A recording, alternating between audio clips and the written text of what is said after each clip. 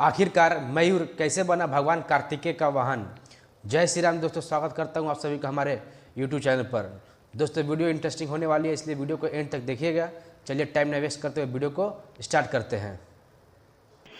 भगवान कार्तिकेय, जिन्हें स्कंद, मुरुगन और सुब्रमण्यम के नाम से भी जाना जाता है, सनातन धर्म के एक प्रमुख देवता है। वे भगवान शिव और देवी पार्वती के पुत्र हैं और युद्ध, शक्ति, ज्ञान और साहस के प्रतीक माने जाते हैं।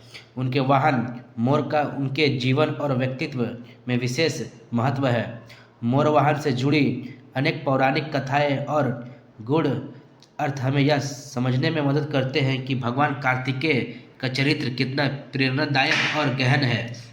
इन कहानियों के माध्यम से हमें उनके बल, आत्मसंयम और धर्म के प्रति समर्पण का बोध होता है।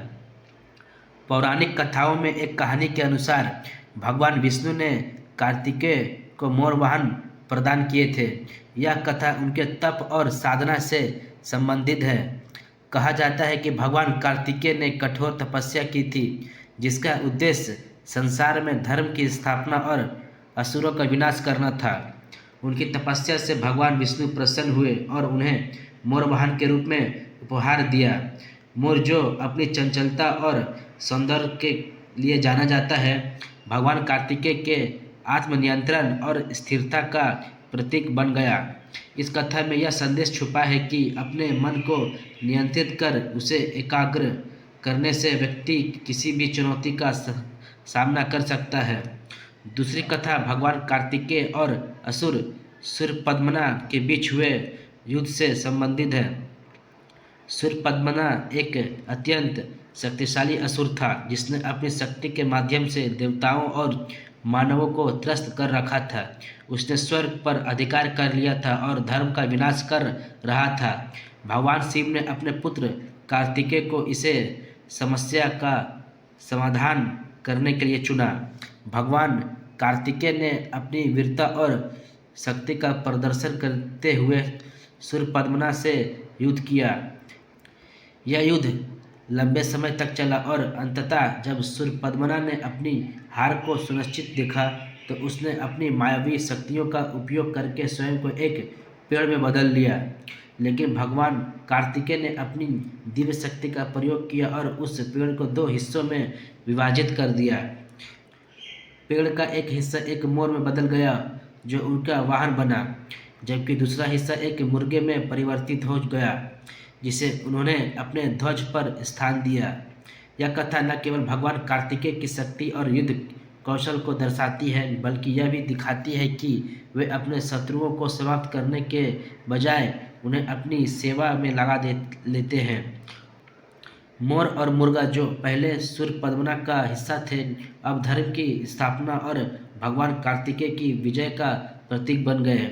यह कथा उनकी दया, विशालता और न्यायप्रियता का परिचायक है।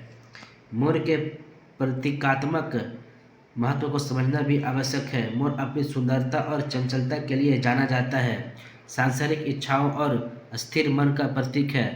भगवान कार्तिकेय ने मोर को अपने वाहन के रूप में स्वीकार करके यह दिखाया कि उन्होंने अपनी चंचलता और अस्थिरता पर पूर्ण नियंत्रण प्राप्त कर लिया है। यह आत्मसंयम और स्थिरता का प्रतीक है। मोर की सुंदरता और आकर्षण भगवान कार्तिकेय की दिव्यता और उनकी आंतरिक शक्ति को भी प्रतिबिंबित करती है। भगवान कार्तिकेय को दक्षिण भारत में विशेष रूप से पूजा जाता है। तमिलनाडु, केरल और कर्नाटक में उन्हें मुरुगन के नाम से जाना जाता है और उनके मोर वाहन को मईल कहा जाता है।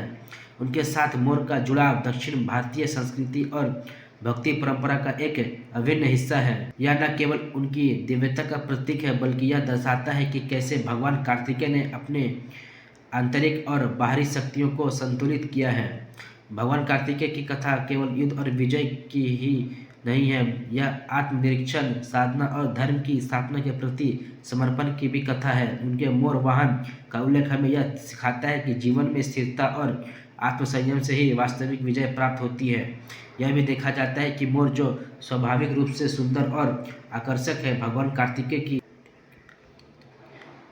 कार्तिकेय की आध्यात्मिक ऊर्जा और साहस को पूरी तरह से व्यक्त करता है। इस प्रकार भगवान कार्तिकेय और उनके मोर वाहन की कथा हमें न केवल धर्म और न्याय का संदेश देती है, बल्कि यह हमें यह भी सिखाती है कि जीवन की कठिनाइयों और चुनौतियों का सामना कैसे करना है। उनकी दया, उनकी वीरता और उनके धैर्य का प्रतीक उनका मोर वाहन हर व्यक्ति के लिए प्रेरणा का स्रोत है। इन कथाओं के माध्यम से हमें अपने जीवन को बेहतर बनाने, आत्मनिरीक्षण करने और अपने भीतर की शक्ति को पहचानने का मार्गदर्शन मिलता है।